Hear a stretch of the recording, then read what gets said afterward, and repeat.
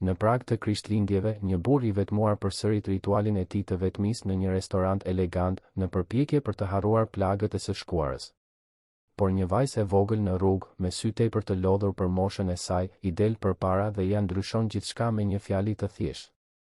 Takimi I papritur mes të dyve zgjon kujtime që ai kishte kaluar vite të tëra duke u përpjekur t'i varroste. Nëse kjo histori ju interesoi, mos harroni të abonoheni në kanalin ton dhe na tregoni nga cili qytet po e ndiqni. Duke vazhduar, mbrëmja e 24 dhjetorit po binte mbi Tiranë me atë peshën karakteristike të pragut të Krishtlindjeve. Bulevardet shkëlqenin në ngjyrë ari dhe të kuqe, vitrinat garonin për vëmendje dhe tingujt e ziles elektronike përziheshin me zhurmën e etshme të blerjeve të fundit. Ishte një qytet që shtirej si I lumtur me aq shumë bindje, saqë gati arrinte të mashtronte veten. Gati. Për Arben Gjatën, ajo shfaqje kolektive nuk ishte gjë tjetër veç se një teatër I inskenuar keq, një farsë vjetore që ai e vëzhgonte nga larg, I mbrojtur nga xhama të blinduar dhe një ftohtësi që ishte dashur vite për ta përsosur. Në moshën 42 vjeçare, Arbeni kishte ndërtuar një perandori që shtrihej nëpër kontinente. I lindur në Stamboll, I rritur mes biznesit dhe diplomacisë, ai ishte shpërngulur në Shqipëri në moshën 28 vjeçare për të zgjeruar ndërmarrjet e familjes. Sot, ai kontrollonte import-eksporte, investime në teknologji dhe një zinxhir hotelesh që mbanin mbiemrin e tij me një diskretitet elegant. Fliste shqip me një theks pothuajse të padukshëm, vishte kostume italiane të qepura me porosi dhe mbante një qëndrim që friksonte pa pasur nevojë për fjalë. Ishte I respektuar, I frikshëm dhe thellësisht I vetmuar, megjithse nuk do ta pranonte kurrë para askujt, madje as para vetes. Krishtlindjet për të ishin një datë që këmbëngulte të ekzistonte kundër vullnetit të tij. Jo për çështje fetare apo kulturore, ai respektonte të gjitha besimet dhe e kuptonte vlerën simbolike të festave. Por ajo datë specifike mbarte një plag që ai kishte kaluar 14 vitet e fundit duke u përpjekur ta mbyllte me punë, para dhe distancë emocionale. Çdo vit, më 24 dhjetor, ai përsëriste të njëjtin ritual të përpikt, darkonte I vetëm në një restorant të sofistikuar, larg çdo mbledhjeje familjare, I rrethuar vetëm nga drita, kujdestarja e tij e besuar dhe 2 truproja diskret.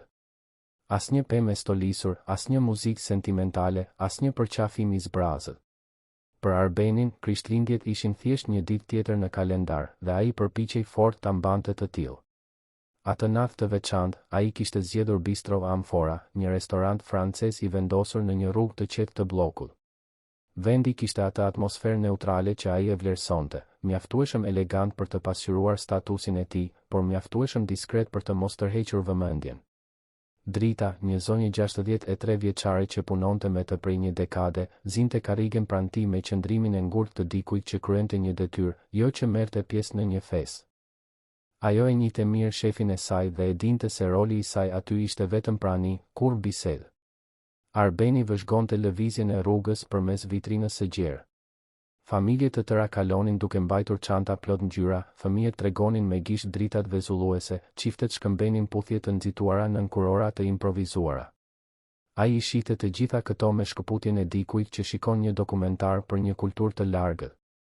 Nuk ndjente zili, nuk ndjente përbuzje të hapur, vetëm një lloj lodhjeje ekzistenciale përballë këmbënguljes së të tjerëve për të gjetur magji aty ku ai shihte vetëm zbrazët I. Kamerieri solli antipastën, një foje gras të servirur me delikatesë, të cilën Arbeni mezi e preku. Oreksi I tij nuk ishte kurrë I vërtet në këto raste. Darka ishte vetëm një mënyrë për të kaluar kohën, për të mbushur orët derisa dita të mbaronte dhe ai të kthehej në apartamentin e tij pranë liçenit artificial dhe të shtirej sikur asgjë nga këto nuk kishte rëndësi. Drita hante në heshtje, duke respektuar heshtjen e tij. Truprojat Besniku dhe Artani qëndronin të pozicionuar në mënyrë strategjike, njëri në hyrje dhe tjetri pranë tavolinës, me atë vëmendjen profesionale që kalonte pa u vënë re nga shumica e klientëve. Ishte atëherë që ndodhi diçka krejtësisht jashtë skenarit.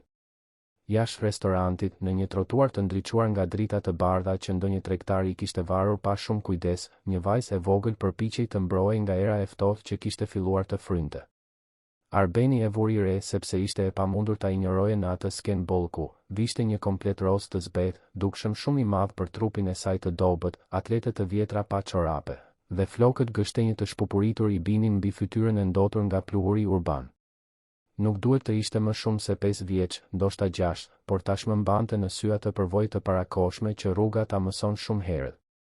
Ajo nuk qante. Nuk lypte. Nuk zgjaste dorën te kalimtarët. Në vend të kësaj, këndonte me zë të ulët një këngë krishtlindjesh, duke mbajtur shtrënguar në gjoks një letër të zhubravitur sikur të ishte thesari i saj i vetëm. Her pas here, dikush kalonte dhe i hidhte një monedhë në një kuti alumini te këmbët e saj, por vajza jo gjithmonë falenderonte. Dukej se ishte në një vend tjetër, e humbur në mendime që një fëmijë nuk duhet t'i ketë. Arbeni u përpoq të largonte shikimin. Kishte parë skena të ngjashme qindra herë. Tirana ishte plot me histori të trishta, dhe ai kishte mësuar herët se nuk mund t'i shpëtonte të gjithë. Por diçka te ajo vajzë specifike e shqetësonte në një mënyrë të ndryshme. Ndoshta ishte fakti që ajo nuk kërkonte asgjë. Ndoshta ishte kënga që këndonte, e njëjta që dëgjonte në fëmijëri në Stamboll. Ndoshta ishte thjesht lodhja emocionale e grumbulluar nga 14 vite aratisjeje. Shiu i imët që kërcënonte qiellin që nga muzgu më në fund filloi të binte. Pika të lehta në fillim, pastaj më këmbëngulse.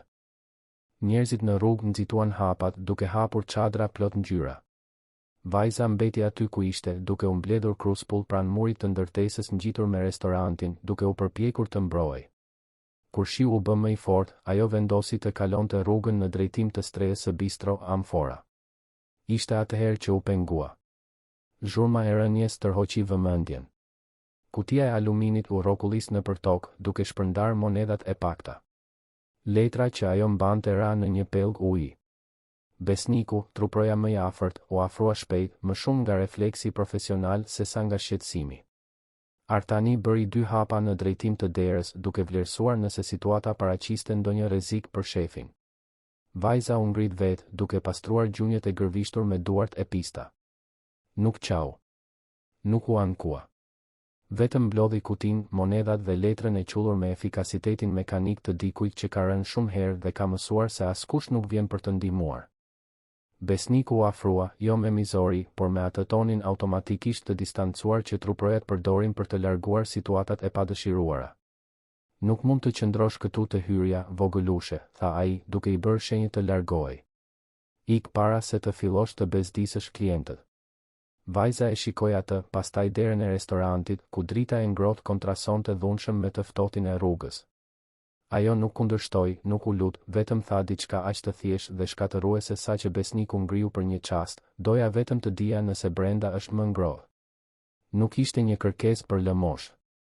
Nuk ishte manipulim fëmijëror. Ishte thjesht një konstatim, një kuriozitet i sinqert për një vend që ajo kur nuk do të mund ta njihte. Fraza bëri jehon në hyrje të restorantit me një peshë jo proporcionale me madhësinë e saj.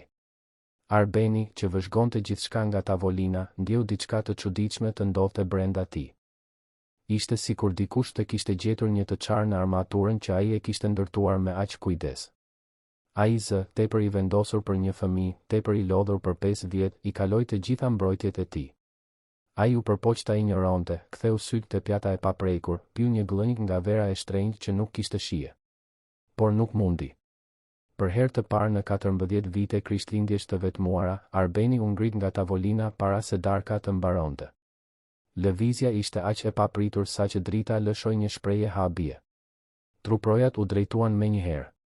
Disa klientë në tavolinat afër shikuan me diskretitet. Arbeni eci drejt hyrjes me hapa të vendosur, me qëndrim të drejtë, me fytyrë të padeshifrueshme. Kur arriti përballë vajzës, e cila tani ishte disa hapa jashtë strehës, ai ndaloi dhe e shikoi. Nga afër, ajo dukej edhe më e vogël. Fytyra kishte atë strukturë delikate që kontrasonte me ashpërsinë e jetës që bënte.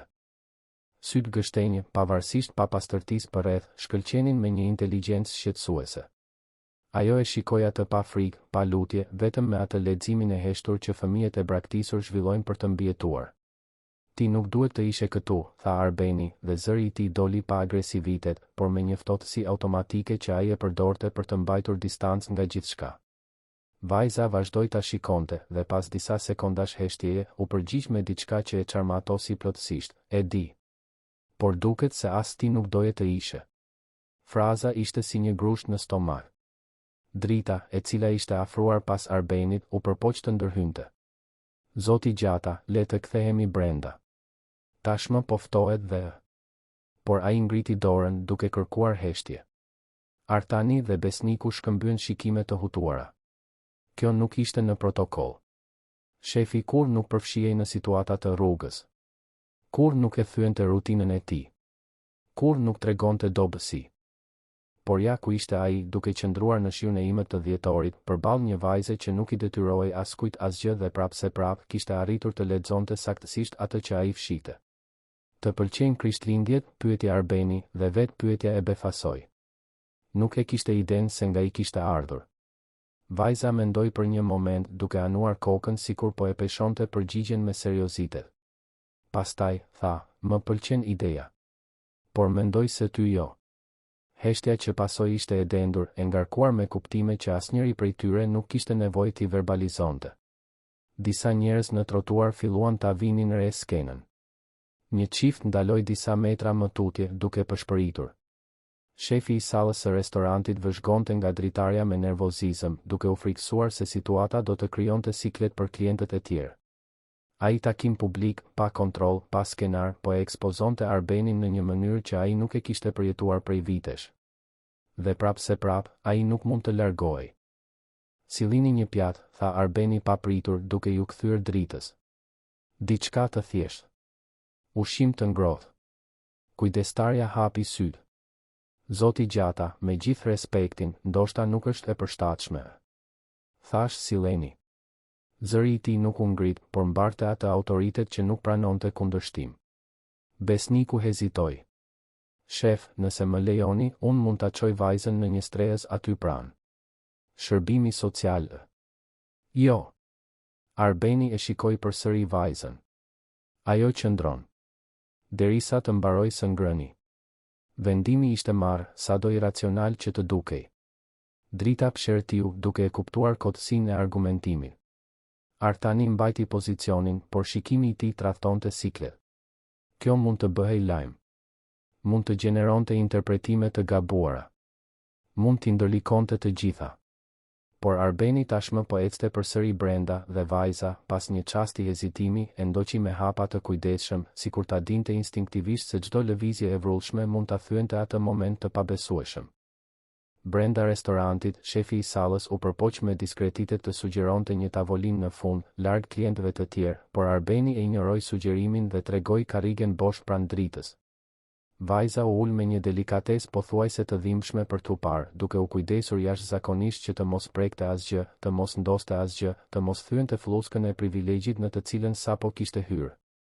Kamerieri solli një pjatë me risotto me kërpudha, të thjeshtë por të përgatitur mirë, dhe vajza hante ngadalë, duke përtypur çdo pirunat sikur të ishte e fundit. Nuk foli. Nuk shikoi përreth me kuriozitet. Kjo nuk ishte një aventurë për të, ishte thjesht një pauzë e përkohshme në luftën e përditshme për mbijetesë. Arbeni vëzhgonte, dhe sa më shumë vëzhgonte, aq më i shqetësuar ndihej. Kishte diçka te ai fëmijë që e destabilizonte thellësisht. Ndoshta ishte digniteti me të cilin ajo përballej me mjerimin e saj. Ndoshta ishte inteligjenca në sytë e saj që nuk përputhej me moshën. Ose ndoshta ishte thjesht fakti që për herë të parë në 14 vjet dikush kishte arritur të kalonte mbrojtjet e tij pa u përpjekur fare. Si e ke emrin? Pyeti ai, duke thyer heshtjen. Vajza vazhdoi të hante për disa sekonda para se të përgjigjej. Era. Ke familje? Ajo pohoi me kokë, por nuk shpjegoi. Arbeni nuk këmbënguli. Drita lëvizte pecetën me nervozizëm. Klientët e tjerë përpiqeshin të shtiresheshin sikur nuk po i kushtonin vëmendje, por ishte e qartë se skena e pazakontë kishte ngjallur kuriozitet. Ishte atëherë që Era tha diçka që do të ndryshonte rrjedhën e natës. Kur urrejmë një ditë të caktuar, zakonisht është sepse diçka e keqe ka ndodhur në atë ditë. Fraza doli me aq natyrshmëri sa që u deshën disa sekonda që ndikimi të godiste Arbenin plotësisht. Drita u mbyt lehtë me verën. Artani, që qëndronte afër, largoi shikimin.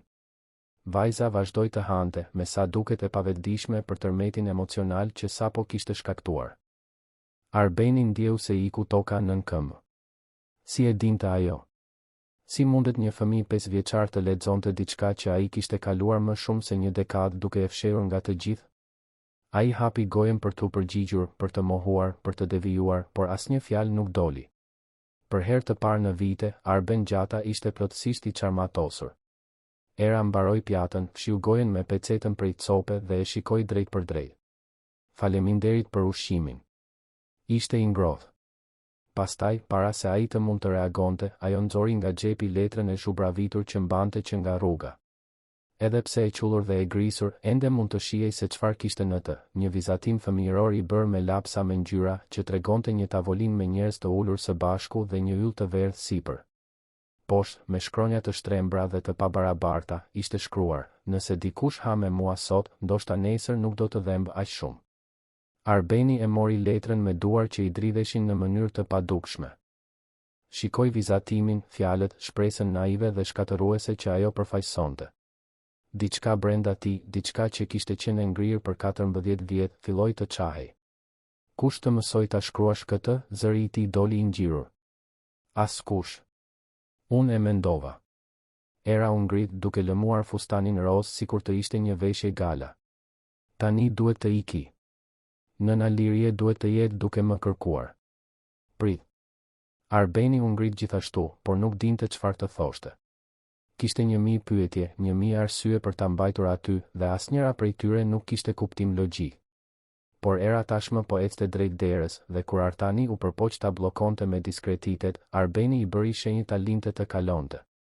Vajza doli nga restoranti, u kthye në shiun që tani binte më fort, dhe u zhduk mes njerëzve që vraponin për t'u strehuar. Arbeni mbeti në këmbë, duke mbajtur vizatimin e qullur, ndërsa rreth tij darka e Krishtlindjeve vazhdonte për të gjithë klientët e tjerë. Drita i preku krahun me kujdes. Zoti Gjata, të kthehemi në tavolinë? Por ai nuk lëvizi. Sepse, për herë të parë në 14 vjet, Arben Gjata po ndjente diçka përtej zbraztis. Ishte dhimbje, po, por ishte edhe diçka tjetër. Diçka që ai nuk mund ta emërtonte ende. Diçka që dukej rrezikshëm si shpresë. Arbeni nuk mundi të flinte atë natë. U kthye në apartamentin e tij pranë liçenit artificial rreth orës 11, i liroi truprojat dhe u mbyll në zyrën që zinte të gjithë katin e sipërm. Dritaret e gjera tregonin Tiranën e ndriçuar, një qytet që nuk pushonte kurrë plotësisht, por që në atë agim Krishtlindjesh dukej më i heshtur, sikur edhe ai të kishte nevojë për një pushim. Ai qëndroi para tavolinës së drurit të Moganit, duke parë vizatimin që era i kishte dhënë. Letra ishte tharë, por ngjyrat ishin zbehur nga uji. Prap se prap, mund të shihej çdo vi, tavolina, njerëzit, ylli. Dhe ajo frazë që dukej se ishte shkruar posaçërisht për të. Nëse dikush ha me mua sot, ndoshta nesër nuk do të dhemb aq shumë. Kush ishte ajo vajzë? Nga vinte? Dhe pse, nga të gjithë njerëzit në rrugë atë natë, ajo kishte arritur të kalonte mbrojtjet e tij me aq lehtësi? Arbeni ishte një njeri që e kishte ndërtuar pasurinë e tij mbi kontrollin, planifikimin dhe distancimin emocional. Nuk merrte vendime impulsive. Nuk lejonte të prekej nga të huaj. Dhe, mbi të gjitha, nuk linte hapësirë për ndjenja që mund t'i kujtonin atë që përpiqej të harronte prej 14 vitesh. Por diçka në atë takim e kishte destabilizuar thellësisht. Ai hapi sirtarin e tavolinës dhe nxori një fotografi të vjetër, tashmë të zverdhur në skaje. Imazhi tregonte një familje të mbledhur rreth një tavoline të dekoruar për Krishtlindje, një burr më i ri se ai, një grua e bukur me një buzëqeshje të gjerë dhe një vajzë rreth 3 vjeç e ulur në prerin e nënës. Të gjithë qeshnin. Skena ishte plot lumturi. Arbeni e shikoi atë fotografi si dikush që shikon një fantazmë. Kishte vite që nuk e nxirrte nga sirtari, dhe tani ja ku ishte, e ekspozuar përsëri, duke i sjellë mbrapsht gjithçka që ai kishte luftuar për ta varrosur. Ajo kishte qenë fotografia e fundit e bërë para se gjithçka të shembej. Para aksidentit që ai refuzonte ta quante me këtë emër. Para zgjedhjeve që e shndërruan në njeriun që ishte sot. Para se ai të vendoste se Krishtlindjet ishin një farsë mizore që shërbente vetëm për të ekspozuar plagët që njerëzit preferonin t'i fshinin në 364 ditët e tjera të vitit. Telefoni ra, duke e nxjerrë nga mendimet. Ishte drita. Zoti Gjata, më falni që ju shqetësoj në këtë orë, por mendova se duhet ta dini. Artani më telefonoi pak më parë. Duket se dikush nga restoranti ka komentuar për atë që ndodhi sot. Një gazetar tashmë po bën pyetje. Arbeni mbylli syt duke masazhuar tëmthall. Ishte pikërisht ajo që i friksoi. Çfarë lloj pyetjesh? Për faktin që ju darkuat me një vajzë të rrugës. Duan të dinë nëse është ndonjë veprim bamirësie, nëse do ta birësoni gjëra të tilla. Zëri i dritës tingëllonte i shqetësuar. E dini si është, zotëri. Histori të tilla shiten mirë në këtë periudhë të vitit. Gjeja atë vajzë, tha Arbeni papritur, duke befasuar edhe veten me vendimin. Dua të di ku jeton, kush kujdeset për të gjithçka. Pati një pauzë në anën tjetër të linjës. Zotëri, me gjithë respektin, ndoshta është më mirë ta lini këtë punë. Ju nuk keni nevojë të përfshiheni më shumë se sa jeni përfshirë tashmë. Mund t'i ndërlikoj gjërat. Drita, sa vite ke që punon me mua? 10, zotëri. Në 10 vjet, a kam kërkuar ndonjëherë diçka pa qenë i sigurt për atë që po bëja? Një tjetër pauzë. Jo, zotëri. Atëherë më beso tani. Gjeje vajzën. Ai e mbylli telefonin para se kujdestarja të mund të argumentonte. Pastaj i telefonoi Artanit dhe i dha udhëzime të ngjashme. Donte informacion. Donte përgjigje. Dhe donte të kuptonte pse ai fëmijë specifik kishte arritur të bënte në një natë atë që askush nuk kishte arritur në 14 vjet, ta bënte të ndjente përsëri. Dita e 25 zbardhi e hirt mbi Tiranë. Arbeni u zgjua në divanin e zyrës, ende i veshur, me fotografinë e vjetër pranë. Nuk i kujtoi të kishte fjetur. Kontrolloi celularin dhe pa 3 mesazhe nga Artani. Truproja kishte kaluar agimin duke hetuar dhe kishte informacion. Ata u takuan në një furrë buke diskrete në zonën e pazarit të ri, larg vendeve që Arbeni frekuentonte. Artani erdhi me një dosje të hollë nën krah dhe atë shprehjen serioze që përdorte kur lajmet nuk ishin të mira. Shef, arrita të gjej disa informacione për vajzën, filloi ai, duke hapur dosjen mbi tavolinë. Emri i saj është Era, siç tha. Era Begu, 5 vjeç. Nuk ka certifikat lindjeje zyrtare, por një punonjëse sociale e një qendre komunitare konfirmoi identitetin e saj. Qendër komunitare? Arbeni rudhi vetullat. Ajo jeton në një qendër? Teknikisht jo. Ajo rri mes rrugës dhe shtëpisë së një zonje të moshuar të quajtur Lirje Ali Mehmeti, e cila jeton në një ndërtesë të zaptuar në zonën e stacionit të trenit.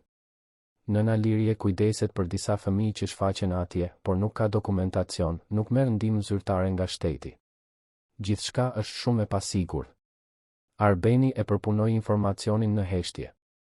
Po prindërit e vajzës? Artani hezitoi. Nuk ka regjistrime të qarta. Punonjësja sociale me të cilën fola, një grua e quajtur doktoresha Valbona Koci, tha se Era u shfaq rreth 2 vjet më parë në atë zonë. Askush nuk e di saktësisht nga erdhi. Nëna Lirje e strehoi, por situata është e parregull. Doktoresha Valbona është përpjekur ta dërgoj vajzën për birësim zyrtar disa herë, por gjithmonë ka ndonjë pengesë. Çfarë lloj pengese? Nëna Lirje refuzon ta dorëzoj. Thotë se i ka premtuar dikujt se do të kujdesej për vajzën. Dhe Era, pavarësisht moshës, gjithashtu refuzon të shkojë. Ajo ka një lidhje shumë të fortë me plakën. Artani shfletoi disa letra. Ka edhe diçka tjetër, shef. Ai gazetari që po bënte pyetje dje? Është Genc Leka, nga gazeta Kryeqyteti sot. Ai ishte në restorant dhe pa gjithçka. Po përgatit një artikull. Arbeni shtrëngoi grushtet. Çfarë lloj artikulli? Ende nuk e di me siguri. Por duke njohur Lekën, do të jetë diçka emocionuese. Biznesmeni milioner preket nga vajza e varfër në Krishtlindje, gjëra të tilla. Ai është i zoti në këtë, di si ta shfrytëzoj anën njerëzore të historive. Kjo nuk mund të dalë, tha Arbeni, me zë të ulët por të vendosur. Në asnjë mënyrë. Shef, me gjithë respektin, sa më shumë të përpiqeni ta fshini, aq më interesante bëhet historia. Leka është kokfort. Nëse ndjen se ka diçka të fshehur, do të gërmoj thellë. Arbeni e dinte se Artani kishte të drejtë. Genc Leka ishte i njohur në mjedisin gazetaresk për nuhatjen e tij për historik që preknin publikun.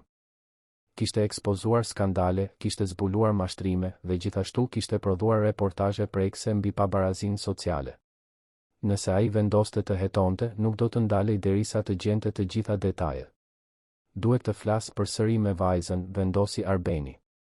Dua të kuptoj kush është ajo. Zoti Gjata, mund t'ju bëj një pyetje? Artani e shikoi me seriozitet. Pse jeni kaq i interesuar për këtë fëmijë specifik? Ju kur nuk jeni përfshirë në diçka të tillë më parë? Ishte një pyetje e drejtë dhe Arbeni nuk kishte një përgjigje logjike për të dhënë.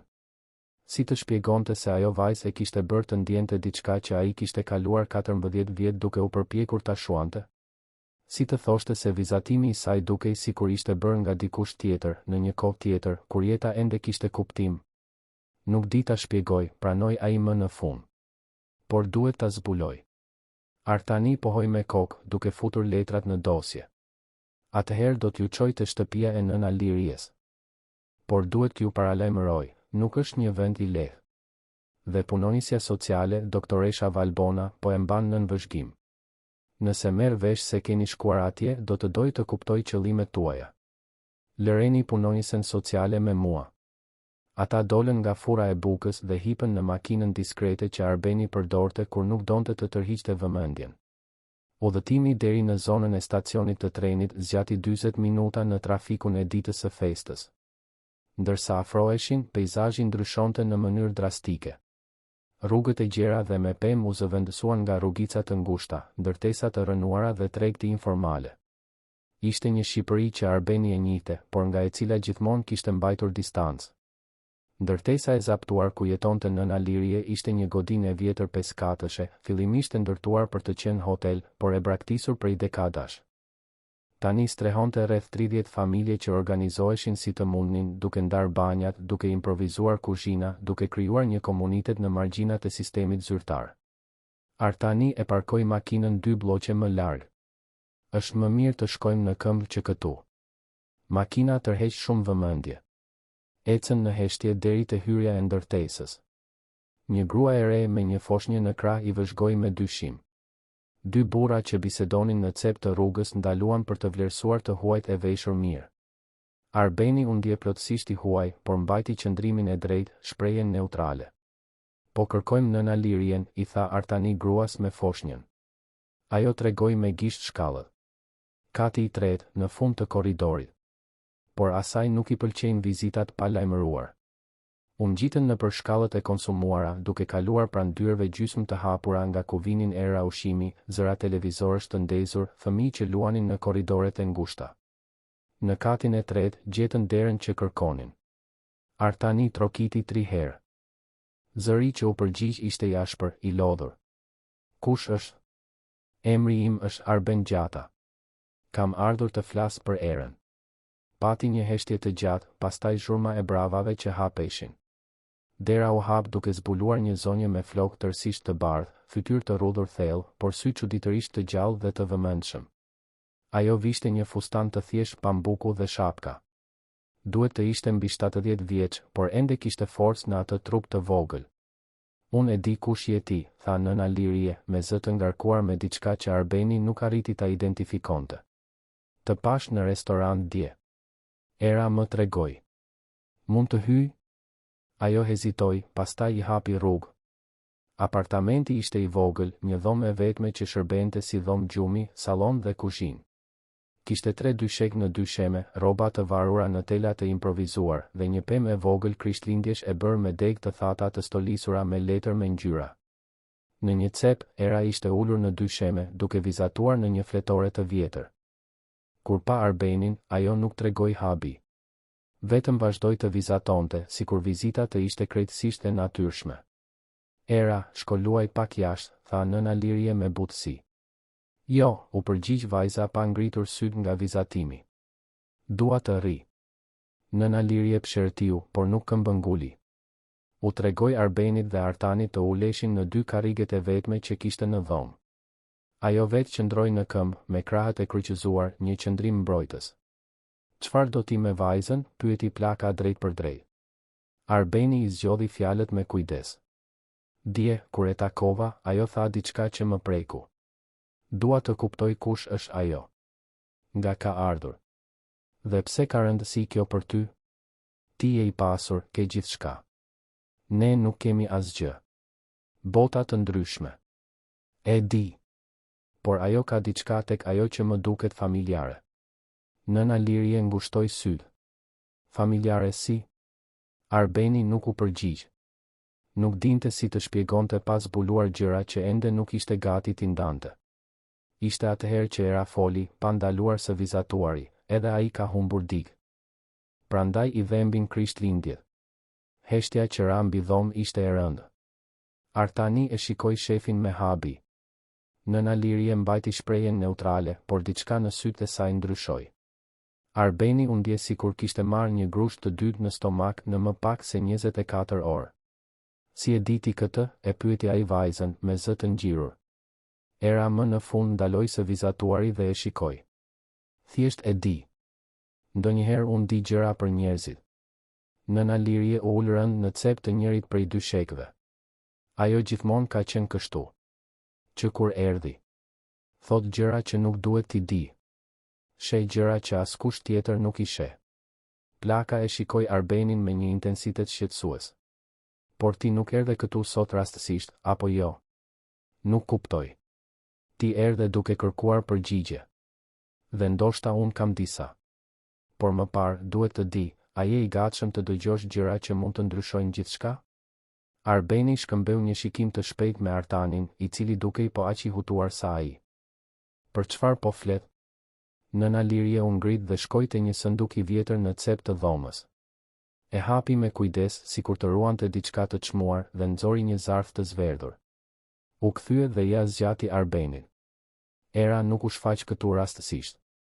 Ajo u la me mua nga dikush që më bëri të premtoja se do të kujdesesha për të derisa të shfaqej personi i duhur. Dikush që do të vinte ta kërkonte kur të ishte gati. Arbeni e mori zarfin me duar të dridhura. Brenda kishte një letër të shkruar me dorë dhe një fotografi. Kur shikoi foton, bota i u rrotullua rreth tij. Ishte një imazh i një gruaje që mbante një foshnjë të porsalindur. Gruaja kishte të njëjtët sy gështenjë si Era, të njëjtën formë fytyre. Dhe Arbeni e njihte atë fytyrë. E njihte shumë mirë. Nuk mund të jetë, përshpëriti ai. Mund të jetë, tha nëna Lirie butësisht. Kjo grua quhej Anila. Ajo ma la Erën 3 vjet më parë, pak para se të ndëronte jetë. Më tha se kur babai të ishte gati të përballej me të kaluarën, ai do të vinte. Dhe se unë do ta dija kush ishte kur ai të shfaqej. Arbeni ndjente zemrën t'i rrihte aq fort sa dukej se do t'i shpërthente. Anila ishte gjallë 3 vjet më parë, por aksidenti thanë se askush nuk kishte mbijetuar. Ajo mbijetoi, konfirmoi nëna Lirie. Por ishte shumë e lënduar. Pa kujtesë në fillim, pa dokumente. Kaloi vite duke u rikuperuar, duke u përpjekur të kujtonte. Kur më në fund ja doli, zbuloi se ti tashmë kishe vazhduar përpara, se besoje se ajo dhe vajza juaj kishin vdekur.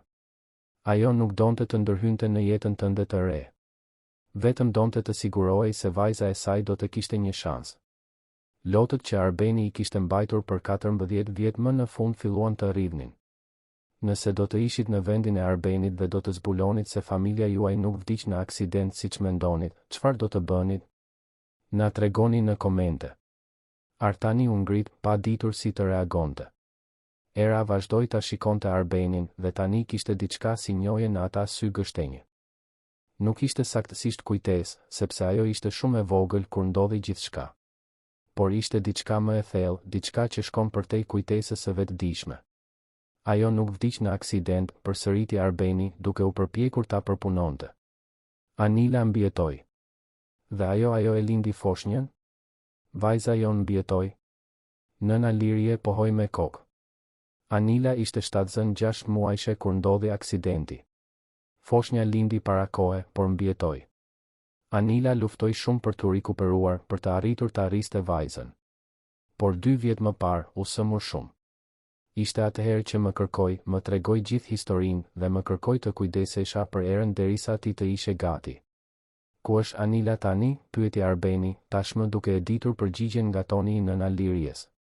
Ajo u nda nga jeta 1 vit e gjysmë më parë. Por më parë, më bëri të premtoja se nuk do të kërkoja. Se do ta lija jetën të ndiqte rrjedhën e saj natyrale. Se kur të ishte koha e duhur, ti dhe Era do të takoheshit. Ajo kishte besim te kjo. Arbeni e shikoi vajzën që ishte ulur në dy sheme. Vajza e tij. Foshnja që ai mendonte se e kishte humbur 14 vjet më parë së bashku me Anilën në aksidentin me makinë në prag të Krishtlindjeve.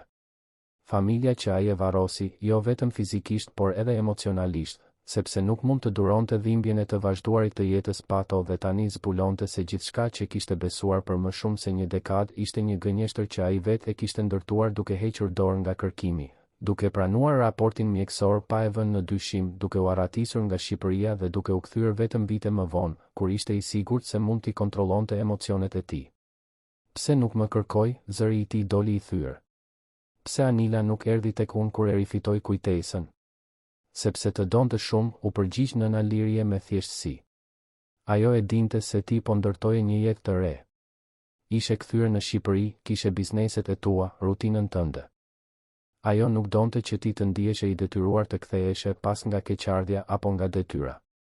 Donte që nëse do të takoheshit përsëri, të ishte sepse ti ishe gati të ndiheje përsëri, jo nga detyrimi. Arbeni u ngrit papritur duke ecur drejt dritares së vogël që shikonte nga rruga. Jashtë, jeta vazhdonte normalisht. Njerëzit kalonin, makinat binin borive, bota rrotullohej. Por brenda asaj dhome të vogël në ndërtesën e zaptuar, gjithçka që ai mendonte se dinte për veten ishte shembur. Era ju afrua në heshtje dhe i kapi dorën. Dora e saj ishte e vogël, e ngrohtë, reale. Arbeni uli shikimin dhe pa në sytë e vajzës të njëjtin shkëlqim që kishte Anila. Të njëjtën inteligjencë, të njëjtën aftësi për të lexuar përtej fjalëve. A e dije? E pyeti ai. A e dije kush isha kur më pe në restorant? Era tundi kokën. Nuk e dija. Por e ndjeva. Ndjeva se ti ishe i rëndësishëm. Arbeni u gjunjëzua para saj duke u vendosur në nivelin e syve të saj. 14 vjet dhimbje, faji, mohimi, arratisjeje, të gjitha dolën në sipërfaqe njëherësh. Ai e përqafoi vajzën që mendonte se e kishte humbur dhe për herë të parë që nga ajo prag Krishtlindjes që i shkatërroi jetën, Arben Gjata ja lejoi vetes të qante. Nëna Lirie vëzhgonte në heshtje, me lot në sytë e saj. Artani u kthye me diskretitet duke u dhënë atyre momentin e privatësisë që skena kërkonte. Kur më në fund u ndan, Arbeni fshiu fytyrën dhe u përpoq të mblidhte veten. Kishte 1000 pyetje, 1000 gjëra për të zgjidhur, 1000 vendime për të marrë. Por para çdo gjëje, duhej të dinte një të vërtetë. Pse dje? E pyeti ai nëna Lirien. Pse pikërisht dje era ishte para restorantit ku unë darkoj gjithmonë? Nuk mund të jetë rastësi. Plaka buzëqeshi për herë të parë. Nuk ishte rastësi. Era ka shkuar atje çdo prag Krishtlindjesh në 2 vitet e fundit. Anila më tha se ti darkoje gjithmonë në të njëjtin vend, në të njëjtën ditë. Ishte mënyra e saj për të garantuar se një ditë ju do të takoheshit. Si një premtim i heshtur që ajo la. Arbeni ndjeu një shtrëngim në gjoks. Anila e kishte planifikuar gjithçka, edhe pse e dinte se nuk do të ishte aty për ta parë takimin. Ajo i njihte shumë mirë zakonet e tij, kokëfortësinë e tij për të përsëritur ritualet, paftësinë e tij për të arratisur plotësisht nga e kaluara. Duhet ta marr me vete, tha ai duke parë erën. Duhet të kujdesem për të. E di, u përgjigj nëna Lirie. Por duhet të jesh gati për gjithçka që kjo do të thotë. Nuk mund të jetë vetëm faj apo detyrim. Duhet të jetë e vërtetë. Është e vërtetë, garantoi Arbeni, dhe për herë të parë në vite, fjalët e tij vinin nga një vend i vërtet brenda tij. Nuk di si të jem baba, nuk e di nëse ja dal dot. Por duhet të provoj. Ishte në atë moment që dikush trokiti në derë. Nëna Lirie hapi duke zbuluar një grua rreth të 40-tave, me flokë të mbledhur topuz, syze dhe një dosje nën krah. Ajo shikoi brenda apartamentit dhe sytë e saj u zgjeruan kur pa Arbenin dhe Artanin. Nëna Lirie, duhet të flasim për. Ajo ndaloi kur kuptoi se kishte ndërprer diçka të rëndësishme. Më falni, nuk e dija se kishit vizita. Doktoresha Valbona, tha nëna Lirie me një pëshertim. Hyni. Mendoj se erdhi koha që edhe ju t'i dini të gjitha. Punonisja sociale hyri, qartësisht e hutuar nga prania e një biznesmeni milioner në një ndërtesë të zaptuar. Dhe kur nëna Lirie filloi të tregonte historinë, Valbona Koci kuptoi se ai rast, të cilin ajo përpiqej ta zgjidhte prej vitesh, ishte gati të merrte një kthes krejtësisht të papritur. Një kthes që do të ndryshonte jetën e të gjithë të përfshirëve për gjithmonë. Valbona Koci qëndroi në heshtje për minuta të tëra pasi nëna Lirie mbaroi së treguari historinë. Fytyra e saj kaloi nëpër disa shprehje, habi, mosbesim dhe mshuri dhe, më në fund, shqetësim profesional. Ajo shikoi Erën, e cila qëndronte pranë Arbenit, pastaj biznesmenin dhe më në fund plakën që e kishte mbajtur këtë sekret për vite me radhë.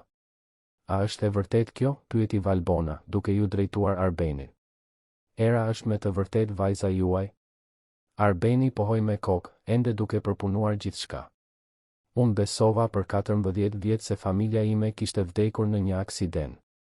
Kur nuk i vura në dyshim raportet sepse nuk mund ta duroja idenë e të vazhduarit të kërkimit. U arratisa nga dhimbja në vend që ta përballoja. Dhe tani çfarë keni ndërmend të bëni? Saktësisht, punonjësia sociale kryqëzoi krahët, duke marrë një qëndrim më formal. Të shfaqeni pas gjithë këtyre viteve dhe thjesht ta merrni vajzën? Ajo është vajza ime, u përgjigj Arbeni, duke ndjerë një thumë mbrojtës. Ligjërisht, kjo ende duhet të provohet. Dhe edhe nëse është e vërtet, ka procedura që duhen ndjekur. Era ka jetuar 5 vjet pa ju. Nuk ju njeh si baba. Kjo nuk mund të zgjidhet me para apo influencë, zoti gjata. Tensioni në dhomën e vogël u rrit. Artani bëri një hap përpara, por Arbeni e ndaloi me një gjest. Ai e dinte se Valbona kishte të drejtë, sado që i dhemte ta pranonte. E kuptoj shqetësimin tuaj, tha Arbeni, duke e detyruar veten të ruante qetësinë. Dhe pajtohem se duhet të ketë një proces. Por nuk mund ta mohoni se kam të drejtë të jem në jetën e saj. Jam babai biologjik, i cili nuk e regjistroi fëmijën, i cili nuk kërkoi të dinte nëse kishte të mbijetuar, i cili ndërtoi një jetë të tërë duke ushtirur sikur kjo familje nuk ekzistonte, kundërshtoi Valbona, pa mizori, por me sinqeritetin brutal që puna e saj kërkonte. E kuptoj se ka pasur rrethana lehtësuese, por nga pikpamja ligjore dhe emocionale, kjo është e ndërlikuar.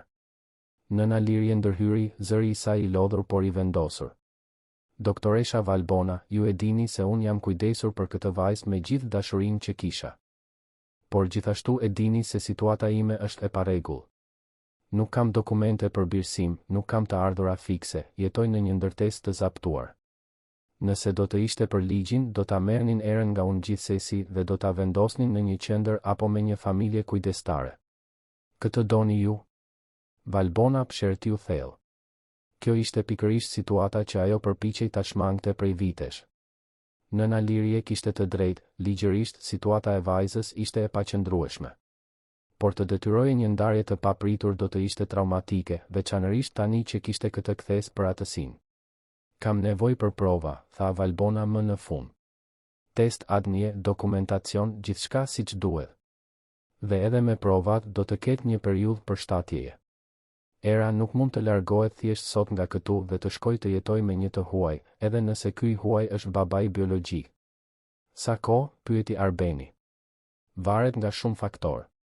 Javë, ndoshta muaj. Dhe gjatë kësaj periudhe, ju do të duhet të bëni vizita të mbikëqyrura, të ndërtoni një lidhje gradualisht. Unë duhet të jem e sigurt se kjo është më e mira për fëmijën. Arbeni e shikoi Erën, e cila vëzhgonte gjithçka në heshtje. Kishte një pjekuri shqetësuese në atë shikim, sikur t'i kuptonte në mënyrë të përsosur ndërlikimet që të rriturit përpiqeshin të zgjidhnin. Në rregull, ra dakord ai. Do ta bëjmë siç duhet. Por dua të filloj menjëherë. Valbona hapi dosjen që mbante dhe filloi të shënonte informacione. Do të më duhen të dhënat tuaja të plota, zoti gjata. Do të fillojmë procesin e njohjes së atësisë dhe do të vlerësojmë situatën. Por duhet të kuptoni, prioriteti im është mirëqenia e Erës, jo ndjenjat tuaja apo komoditeti juaj. Nuk do të prisja më pak, u përgjigj Arbeni, dhe për herë të parë, Valbona pa diçka të sinqertë te ai njeri i fuqishëm. Ndoshta kishte shpresë në fund të fundit. Ditët në vijim ishin një vorbull letrash, analizash dhe bisedash të vështira. Testi i ADN-s konfirmoi atë që të gjithë e dinin tashmë, Arbeni ishte babai biologjik i Erës. Lajmi solli lehtësim dhe tmerr në masë të barabartë.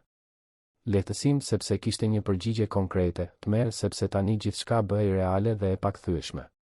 Por ndërsa Arbeni përpiqej të lundronte nëpër proceset ligjore, një problem tjetër rritej në hije. Genc Leka, gazetari që kishte dëshmuar takimin fillestar në restorant, nuk kishte hequr dorë nga historia. Përkundrazi, kishte filluar të gërmonte më thellë, dhe ajo që zbuloi ishte tepër shpërthyese për t'u injoruar. Genci ishte 41 vjeç dhe kishte një karrierë të ndërtuar mbi histori që preknin zemrat e njerëzve.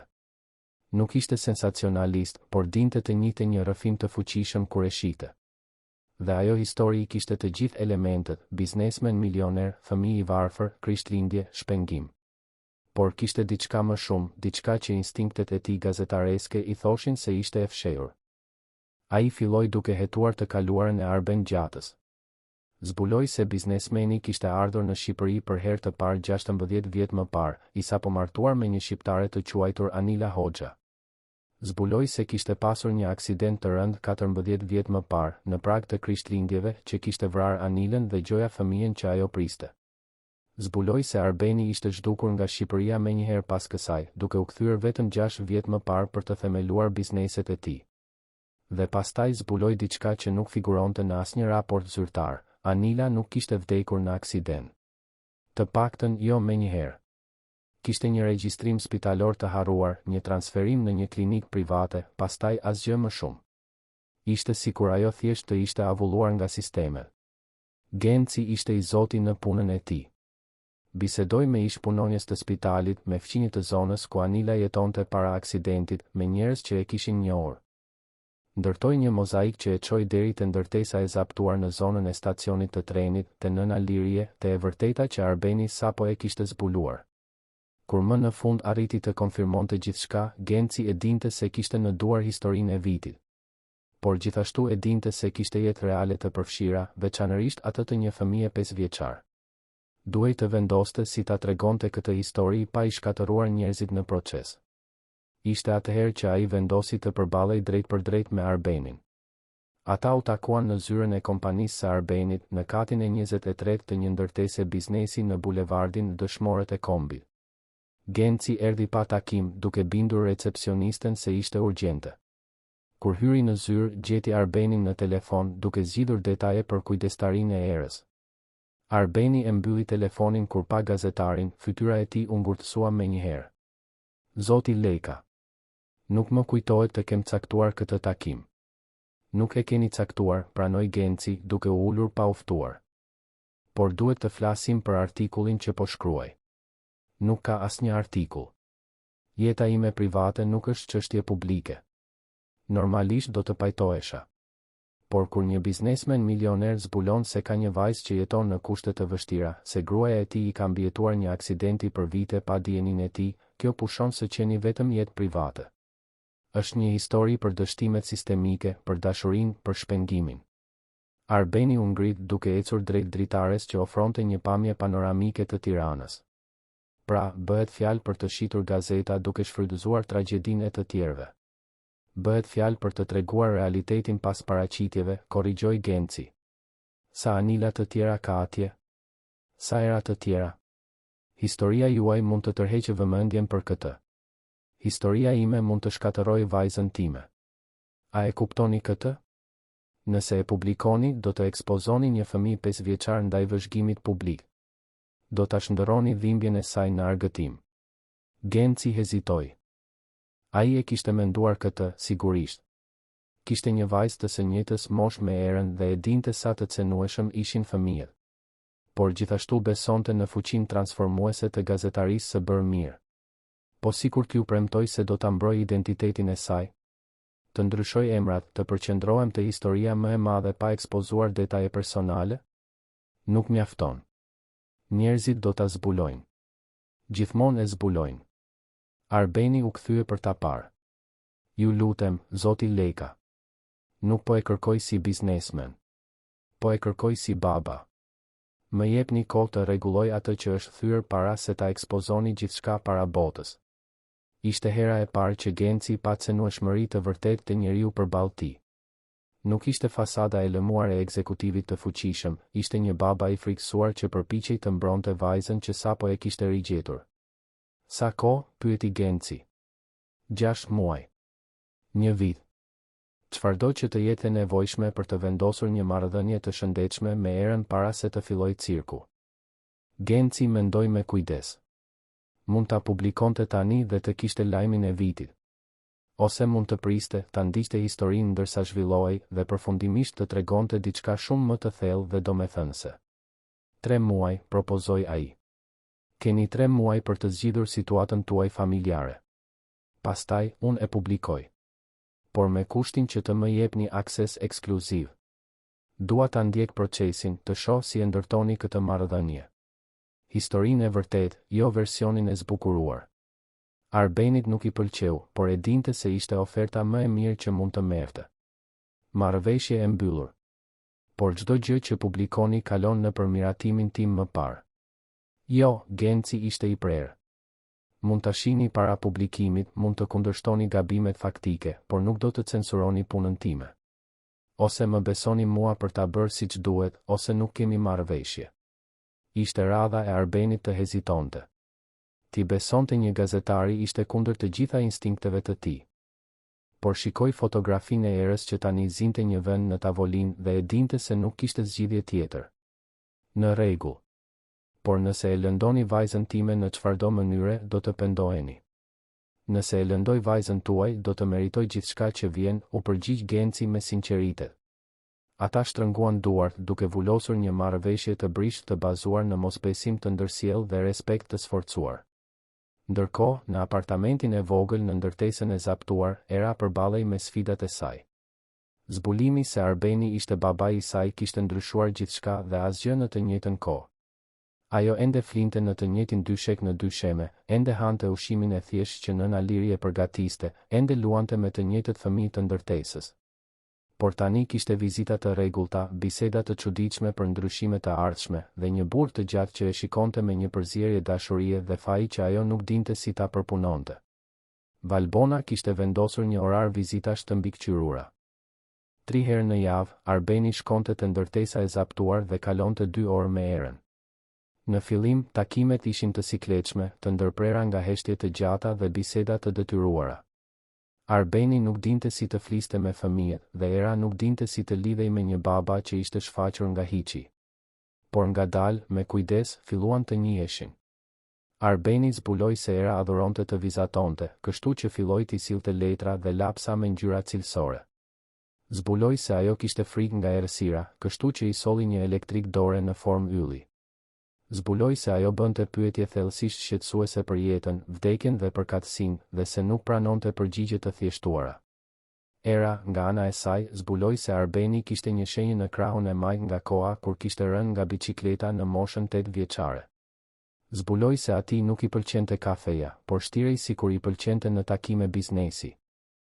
Zbuloi se kur nervozohej, ai fërkonte gishtin e madh me gishtin tregues, një tik pothuajse i padukshëm.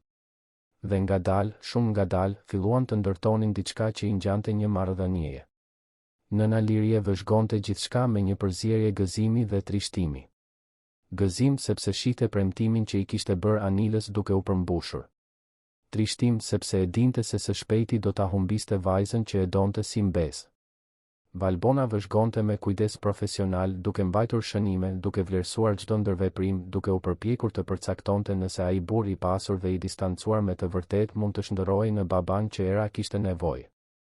Dhe Genci vëzhgonte nga larg, her pas here, duke biseduar me Arbenin se si po përparonin gjërat, duke mbajtur shënimet e tij, duke ndërtuar mendërisht rrëfimin që një ditë do të tregonte. Ishte gjatë një prej këtyre vizitave, rreth 6 javë pas takimit, që ndodhi diçka e rëndësishme. Arbeni dhe Era ishin në parkun e vogël të improvizuar që banorët e ndërtesës kishin krijuar në terrenin bosh pranë godinës. Ajo ishte në lisharse, duke kërkuar të shkonte më lart dhe ai e shtynte me kujdes, gjithmonë me frikën se mos e shtynte shumë fort.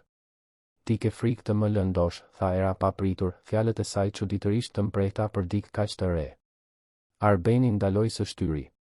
Kam. Po. Për shkak të asaj që ndodhi me mamin tim, ishte hera e parë që ajo e përmendte Anilën drejt për drejt. Arbeni u ul në lisharsen pranë, pa ditur si të përgjigjej. Po. Dhe sepse e kam lënduar më parë, edhe pa dashje. Nuk dua t'i përsëris gabimet e së kaluarës. Era lëkundej butësisht, këmbët nuk i arrinin në tokë. Nëna Lirie thotë se nuk ka kuptim të kesh frikë t'i lëndosh njerëzit. Sepse nëse jetojmë me frikë, përfundojmë duke i lënduar në një mënyrë tjetër. Duke i lënduar duke mos qenë të pranishëm. Arbeni e shikoi atë vajzë 5 vjeçare që fliste sikur të kishte jetuar jetë të tëra. Edhe mamaja jote ishte kështu. Thoshte gjëra që më bënin të mendoja për ditë të tëra. A të pëlqente ajo?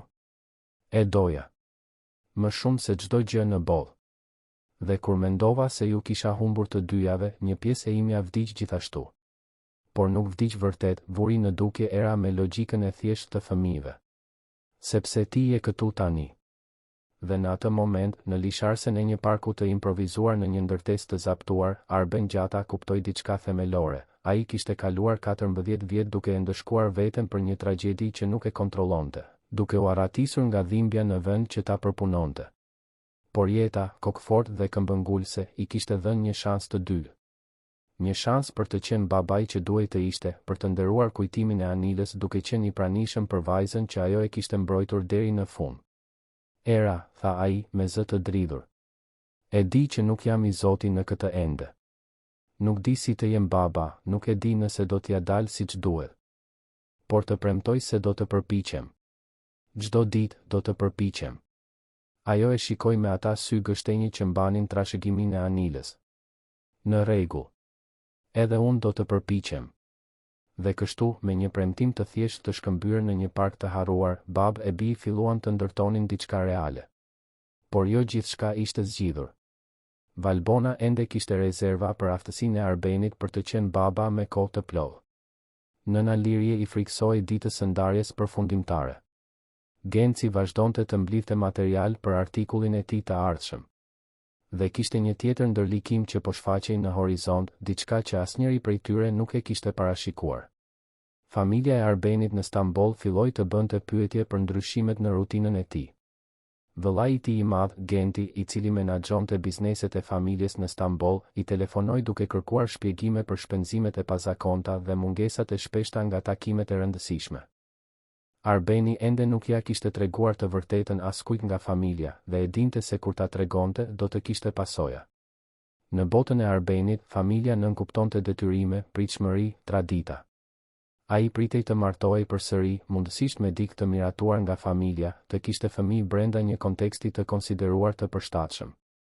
Një vajzë e zbuluar në një ndërtesë të zaptuar në Tiranë, fryti një martese që familja e tij kur nuk e kishte miratuar plotësisht, do të shihej si ndërlikim, jo si bekim. Por për herë të parë në jetën e tij, Arbenit nuk i interesonte se çfarë mendonte familja. Era ishte vajza e tij dhe ai do të bënte gjithçka që ishte e nevojshme për ta mbrojtur dhe rritur atë, edhe nëse kjo do të thoshte të thyente traditat familjare. Ai thjesht nuk e imagjinonte se vendimi për të marrë përsipër publikisht atësinë do të vinte në mënyrë kaq të papritur dhe të befasishme. Sepse në një pasdite shkurti, 2 muaj pas takimit, Valbona mori një telefonat që do të ndryshonte gjithçka. Zyra e mbrojtjes së fëmijëve kishte marrë një denoncim anonim për situatën e parregullt të një fëmie që jetonte në një ndërtesë të zaptuar. Dhe tani, me proces të hapur, kishin 48 orë për të rregulluar situatën e erës, ose ajo do të dërgohej në një qendër institucionale. Koha që Arbeni mendonte se kishte për të ndërtuar gradualisht një marrëdhënie me vajzën e tij sapo ishte zhdukur. Tani duhej të vendoste, a ishte gati të bëhej baba me kohë të plotë, menjëherë, apo do të rrezikonte ta humbiste erën përgjithmonë. Dhe ai vendim, i marrë në presion dhe urgjencë, do të përcaktonte jo vetëm të ardhmen e tyre, por edhe kush ishte Arbeni me të vërtet pas gjithë pasurisë dhe pushtetit që kishte ndërtuar. Telefonata e Valbonës erdhi në 7 të mëngjesit të një të martë të hirë. Arbeni ishte ende në zyrë, ku kishte kaluar natën duke rishikuar kontrata në të cilat nuk arrinte të përqendrohej. Kur telefoni ra dhe ai pa emrin e saj në ekran, e dinte instinktivisht se diçka nuk shkonte. Zoti Gjata, kemi një problem serioz, tha Valbona pa u zgjatur. Zyra e mbrojtjes së fëmijëve ka marrë një denoncim anonim për situatën e erës. Kanë hapur një proces mbrojtjeje emergjente. Kam 48 orë për të paraqitur një zgjidhje formale ose ata do ta transferojnë në një qendër institucionale. Arbeni ndjeu se bota i u rrotullua. 48 orë? Si kështu? Po ndjekim të gjitha procedurat. E di, por denoncimi i detyroi ata të veprojnë. Situata e nëna Lirjes është tepër e parregullt për t'u injoruar. ose ju merrni kujdestarinë e menjëhershme me një plan konkret, ose era shkon në sistem. Kush do të bënte një denoncim të tillë? Valbona hezitoi. Nuk mund ta konfirmoj, por dyshimi im është se dikush që e dinte historinë vendosi të detyronte një zgjidhje. Ndoshta duke menduar se po bënte më të mirën për fëmijën. Arbeni mendoi menjëherë për Gencin. Gazetari kishte akses në të gjitha informacionet. A do të ishte në gjendje të bënte diçka të tillë për të përshpejtuar historinë? Por nuk kishte kohë për të hetuar tani. Kishte vetëm 2 ditë për të marrë vendimin më të rëndësishëm të jetës së tij. Çfarë duhet të bëj? Pyeti ai, tashmë duke u ngritur dhe duke marrë çelsat e makinës. Duhet të demonstroni aftësi të menjëhershme për të kujdesur për erën. Strehim të përshtatshëm, strukturë për fëmijë, plan arsimor, mbështetje emocionale. Dhe duhet ta bëni këtë zyrtarisht, me të gjitha letrat. Do të përpiqem ta mbaj sa më shumë që të mundem, por ora po ecën. Arbeni e mbylli telefonin dhe qëndroi në këmbë për një moment duke përpunuar. 2 muaj më parë, ai ishte një njeri që darkonte i vetëm në restorante të shtrenjta, duke shmangur çdo lidhje emocionale të vërtetë. Tani, kishte 48 orë për të shndërruar në baba me kohë të plot ose të humbiste vajzën që sapo e kishte rigjetur. Nuk kishte zgjidhje të vërtetë. Asnjëherë nuk kishte pasur. Ai i telefonoi dritës. Duhet ta shndërroj apartamentin në një shtëpi për një fëmijë 5 vjeçar. Sot. Dhomë të plot, lodra, gjithçka. Bëj çfarëdo që të jetë e nevojshme. Pastaj i telefonoi avokatit të tij. Dua të gjitha dokumentet e kujdestarisë të përgatitura deri nesër. Nuk më intereson nëse është fundjavë, nuk më intereson sa njerëz duhet të zgjosh. Dua gjithçka gati. Dhe pastaj, për herë të parë në 14 vjet, Arbeni i telefonoi vëllait të tij në Stamboll. Ishte koha të përballej me familjen. Genti u përgjigj në zilën e tretë, zëri i tij mbarte irritimin e dikujt që ishte zgjuar në mes të natës nga ndryshimi i orës. Arben? Është 3 e mëngjesit këtu. Çfarë ka ndodhur? Duhet të të tregoj diçka. Diçka që duhej ta kisha treguar shumë kohë më parë. Dhe pastaj, aty, duke qëndruar në mes të zyrës ndërsa Tirana zgjohej jashtë, Arbeni i tregoi gjithçka. Aksidentin. Anilën.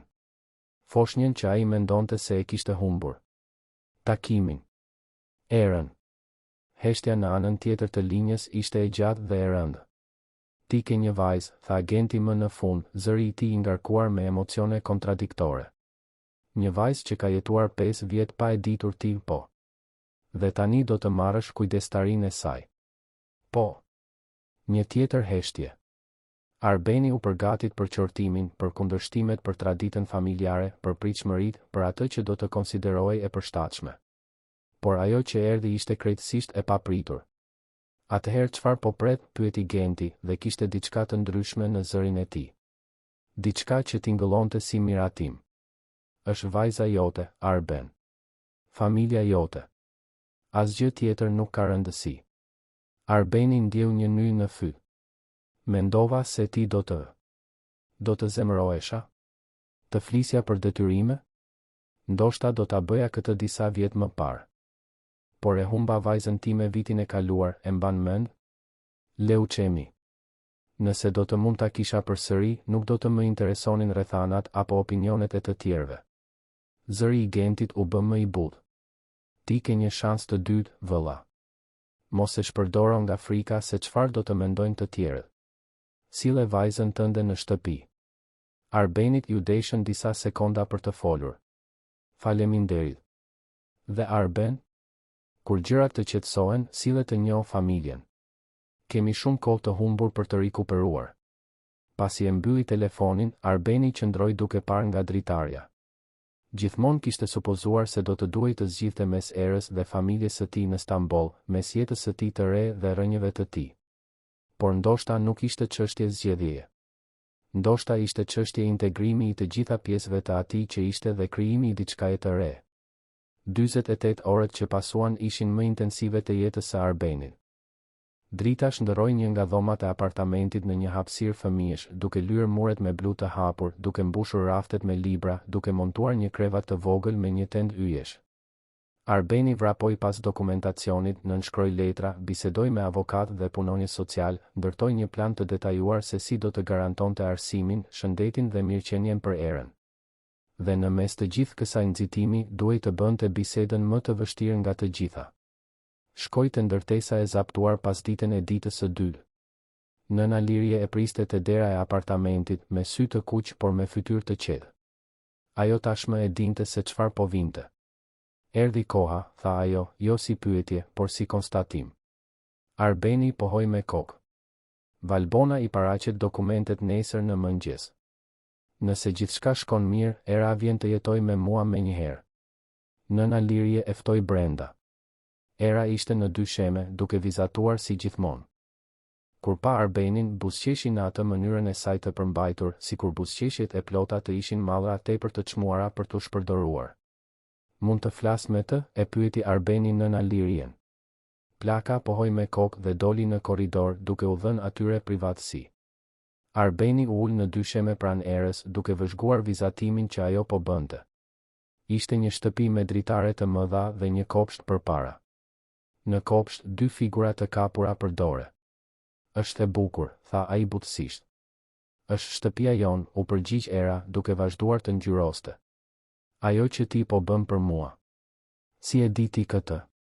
Ajo ngriti supet, ai gjes që nënkuptonte se disa gjëra ajo thjesht i dinte. Nëna Lirie tha se do të jetoja me ty së shpejti. Dhe si ndihesh për këtë?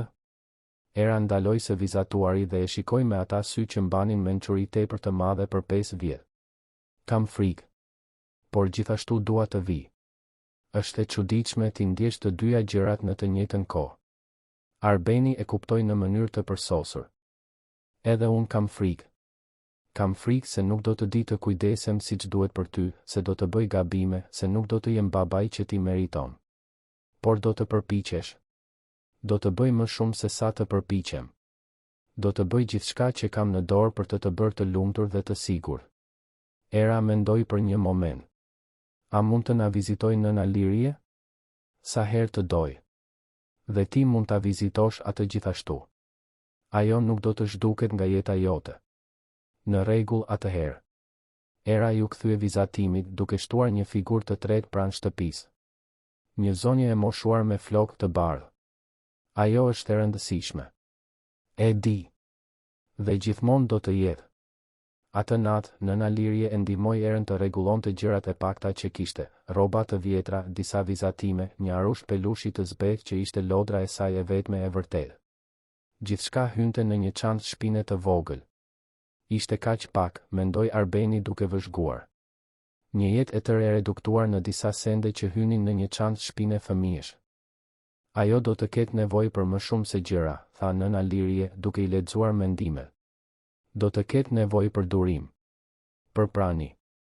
Që ti të kuptosh se disa net do të zgjohet duke qarë, se do të ketë frikë se ti do të zhdukesh siç u zhdukën të gjithë më parë.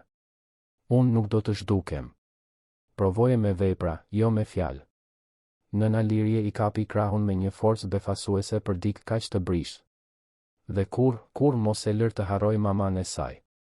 Anila e deshi këtë vajzë më shumë se jetën e saj. Era duhet ta di këtë. Do t'i tregoj gjithçka për Anilën. Premtoj.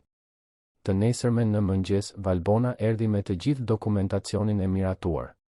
Zyra e mbrojtjes së fëmijëve e kishte pranuar planin e Arbenit, duke njohur se ai kishte aftësi financiare dhe demonstronte interes të sinqert për mirëqenien e fëmijës. Era zyrtarisht do të transferohej në apartamentin luksos po atë pasdite. Lamtumira ishte më e vështirë se sa priste kushto. Era e përqafoi nëna Lirien për minuta të tëra, me fytyrën e zhytur në fustanin e plakës. Nëna Lirie qante në heshtje, duke i përkëdhelur flokët vajzës, duke i përshpëritur fjalë që vetëm ato të dyja mund t'i dëgjonin. Të dua, vogëlushe. Gjithmonë do të dua. Mamaja jote është krenare për ty, kudo që të jetë. Edhe unë të dua, gjyshe Lirie, tha Era, duke përdorur për herë të parë atë titull që gjithmonë kishte qenë i nënkuptuar, por kur i thënë me zë të larë. Kur më në fund u ndan, Arbeni i zgjati dorën Erës. Ajo shikoi dorën e tij të madhe, pastaj fytyrën e nëna Liries, e cila i bëri shenjë inkurajuese. Dhe pastaj, me një akt guximi të jashtëzakonshëm për dikë kaq të vogël, Era vendosi dorën e saj në të tijën. Ata zbritën shkallët e ndërtesës së zaptuar së bashku, nën shikimet kurioze dhe të prekura të fqinjeve që e kishin ndjekur historinë në muajt e fundit. Artani priste në makinë dhe për herë të parë, truproja kishte lot në sy. Mbërritja në apartament ishte një moment mahnitjeje për Erën. Ajo hyri me hapa hezitues, me sy të zgurdulluar duke parë hapësirën e madhe, mobiljet elegante, dritaret nga dyshemeja në tavan që tregonin gjithë Tiranën. Drita e priti me një buzëqeshje të ngrohtë dhe e çoi të shihte dhomën e saj të re. Kur Era pa dhomën që drita kishte përgatitur, ajo mbeti në këmbë të dera për aq shumë kohë sa Arbeni filloi të shqetësoi. Nuk të pëlqeu? Mund të ndryshojmë çdo gjë. Është shumë e bukur, tha Era me zë të vogël. Por duket sikur është e dikujt tjetër. Arbeni u gjunjëzua pranë saj. Është e jotja. E gjithë kjo është e jotja. Dhe do ta bëjmë së bashku, pak nga pak, derisa të duket vërtet e jotja. Mund t'i vendosësh vizatimet e tua në mure, të zgjedhësh ngjyra të reja nëse dëshiron, të sjellësh çfarëdo që të bën të ndihesh si në shtëpi. Era e shikoi dhe për herë të parë, Arbeni pa diçka që dukej si shpresë e sinqert në ata sy gështenjë. Mund ta vendos foton e mamit tim në komodinë? Arbeni ndjeu zemrën t'i shtrëngoi. Sigurisht. Në fakt, unë kam disa foto të saj. Mund t'i zgjedhim së bashku. Dhe kështu filluan. Jo me një transformim magjik të menjëhershëm, por me hapa të vegjël hezitues drejt diçkaje që mund të bëhej një familje e vërtetë. Ditët e para ishin sfiduese. Era zgjohej në mes të natës e çorientuar duke kërkuar nëna Lirien. Kishte vështirësi të hante në tryezën formale të ngrënies, e mësuar me vakte të thjeshta në dyshemen e apartamentit të ngushtë. Friksoi nga madhësia e apartamentit, nga heshtja e të jetuarit pa zhurmën e vazhdueshme të ndërtesës së zaptuar. Por Arbeni ishte i pranishëm. Çdo natë, kur ajo zgjohej e friksuar, ai ishte aty. Filluan të hanin në dyshemen e sallonit duke i shndërruar vaktet në piknik. Ai e mbushi apartamentin me muzikë, me jetë, me prani. Dhe ngadalë, shumë ngadalë, Era filloi të hapej. Ajo tregoi për kujtimet e paqarta që kishte për Anilën, fragmente të një nëne që mezi e kujtonte por e ndjente thellësisht. Arbeni i plotsoi këto kujtime me histori të vërteta, duke i treguar foto, duke i treguar për mënyrën si Anila qeshte, si i pëlqente të kërcente kur askush nuk e shihte, si besonte se mirësia ishte forma më radikale e rezistencës. Dhe Era, nga ana e saj, e ndihmoi Arbenin të rilidhej me emocionet që ai kishte varrosur për kaq shumë kohë. E mësoi se ishte në rregull të ndjejë frikë dhe gëzim njëkohësisht, se cenujshmëria nuk ishte dobësi, se dashuria ishte të zgjidhje të shfaqeshe çdo ditë edhe kur ishte e vështirë. 3 muaj pas transferimit, Genc Leka publikoi artikullin e tij. Por nuk ishte historia sensacionaliste që Arbeni i friksoi. Në vend të kësaj, Genci shkroi për shanset e dyta, për mënyrën se si dashuria mund të mbijetojë tragjedive më të këqija, për rëndësinë e sistemeve mbështetëse për fëmijët e cenueshëm. E mbajti fjalën duke mbrojtur identitetin e Erës, duke u përqendruar te mesazhi më i madh pa shfrytëzuar detaje personale. Artikulli fitoi çmime. Gjeneroi donacione për ndërtesat e zaptuara dhe qendrat komunitare. Filloi biseda të rëndësishme për burokracinë dhe atësinë. Dhe çuditërisht bëri që Arbeni dhe Genci të zhvillonin një miqësi të pamundur, të bazuar në respekt të ndërsjellë dhe qëllime të përbashkëta për të bërë një ndryshim të vërtetë. Nëna Lirie u bë një prani e vazhdueshme në jetën e tyre. Darkonte në apartament çdo të premte, kaloi festat me ta, dhe kur Arbeni duhej të udhëtonte për biznes, ishte ajo që qëndronte me Erën. Plaka më në fund pranoi ndihmë financiare, jo për veten, por për të përmirësuar jetën e fëmijëve të tjerë në ndërtesën e saj. Valbona vazhdoi ta ndiqte rastin dhe me kalimin e kohës, vizitat e saj profesionale u shndërruan në vizita shoqërore. Ajo pa diçka që nuk e priste, një biznesmen i fuqishëm duke u shndërruar sinqerisht në baba, një fëmijë i traumatizuar duke lulëzuar në një mjedis të sigurt, një familje jo tradicionale por thellësisht e vërtetë duke u formuar kundër të gjitha gjasave. Dhe kur Krishtlindjet erdhën përsëri, një vit pas atij takimi fatal në Bistro Amfora, gjithçka ishte ndryshe. Apartamenti ishte stolisur për herë të parë. Era kishte këmbëngulur për një pemë, dhe jo çfarëdo peme, por një pemë të madhe që prekte tavanin, e mbuluar me drita dhe zbukurime që ajo vetë i kishte zgjedhur. Nëna Lirie ishte në kuzhinë duke ndihmuar dritën të përgatiste darkën. Artani dhe familja e tij ishin ftuar. Valbona do të vinte më vonë me burrin e saj. Genci dhe vajza e tij gjithashtu. Arbeni ishte në salon duke vëzhguar erën teksa varte zbukurimin e fundit në pemë. Ishte një yll i artë, i njëjti që shfaqej në të gjitha vizatimet e saj. Gati, njoftoi ajo me kënaqësi. Tani është perfekte. Arbeni u afrua, duke e marrë në krah që ajo të mund ta shihte pemën nga lart. Ajo ishte 6 vjeç tani, ishte më e madhe, më e fortë, më e sigurt. Por ende mbante atë perceptim të mprehtë që e befasonte vazhdimisht. A je i lumtur? Pyeti ajo, duke parë pasqyrimin e tyre në dritare. Arbeni mendoi për pyetjen. Një vit më parë, lumturia ishte një koncept abstrakt që ai nuk besonte se ekzistonte më për të. Tani, duke mbajtur vajzën e tij ndërsa përgatiteshin për festën e parë të Krishtlindjeve së bashku, të rrethuar nga njerëz që ishin bërë familje e zgjedhur, ai më në fund kishte një përgjigje. Po, tha ai thjesht. Jam i lumtur. Era buzëqeshi, atë buzëqeshjen e plot që ajo e rezervonte për momente vërtet të veçanta. Edhe unë. Dhe mendoj se edhe mami është e lumtur, kudo që të jetë. Arbeni e përqafoi vajzën më fort. Anila kishte pasur të drejtë të besonte se një ditë ai do të ishte gati.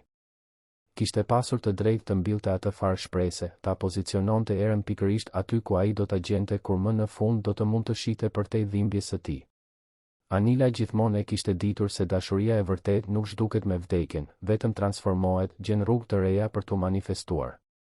Atë natë, kur të gjithë ishin mbledhur rreth tryezës, Arbeni ngriti gotën me lëng frutash që era kishte këmbëngulur të ngrinin dolli gjithashtu dhe tha fjalët që një vit më parë do të ishin të pamundura, për Krishtlindjet.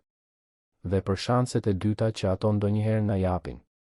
Të gjithë ngritën dolli dhe për herë të parë në 15 vjet, Arben Gjata e festoi datën pa dhimbje, pa aratisje, pa zbrazëti. E festoi me mirënjohje që ishte gjetur nga një vajzë tepër e mençur për moshën e saj, në një trotuar të ftohtë, para një restoranti, kur ende kishte kohë për të rregulluar atë që ishte thyer. Dhe ndërsa Tirana shkëlqente jashtë, plot drita dhe premtime, brenda atij apartamenti luksos, një familje e improvisuar por e vërtet festonte transformimin më të sinqert, aftësinë njerëzore për të shëruar, për të rifilluar, për të zgjedhur të duash edhe pasi ke humbur gjithçka. Sepse në fund nuk ishte vajza që ndryshoi Krishtlindjet. Ishin Krishtlindjet që, përmes saj, më në fund arritën në zemrën e një njeriu që kishte kaluar 14 vjet duke u arratisur nga humaniteti i tij. Dhe në atë takim, në atë rigjetje, në atë shans të dytë të pamundur por të orkestruar në mënyrë të përsosur nga fati, të gjithë gjetën rrugën e kthimit për në shtëpi. Të dashur dëgjues, shpresojmë që historia e Arbenit dhe erës t'ju ketë prekur zemrën. Nëse jeni emocionuar me këtë udhëtim shpengimi, humbjeje dhe rigjetjeje, klikoni butonin pëlqej, abohuni në kanal dhe na tregoni në komente se çfarë ju preku më shumë. Ishte guximi i erës? Transformimi i Arbenit? Dashuria e nëna Liries? Çdo ditë, ne sjellim histori intensive si kjo, që zbulojnë anën më të thellë të shpirtit njerëzor duke eksploruar tema si familja, falja, shanset e dyta dhe aftësia që të gjithë kemi për të rifilluar kur duket tepër vonë. Ju presim në episodin e ardhshëm me një histori të re që do t'ju prek emocionet dhe do t'ju bëjë të reflektoni për atë që ka vërtet rëndësi në jetë.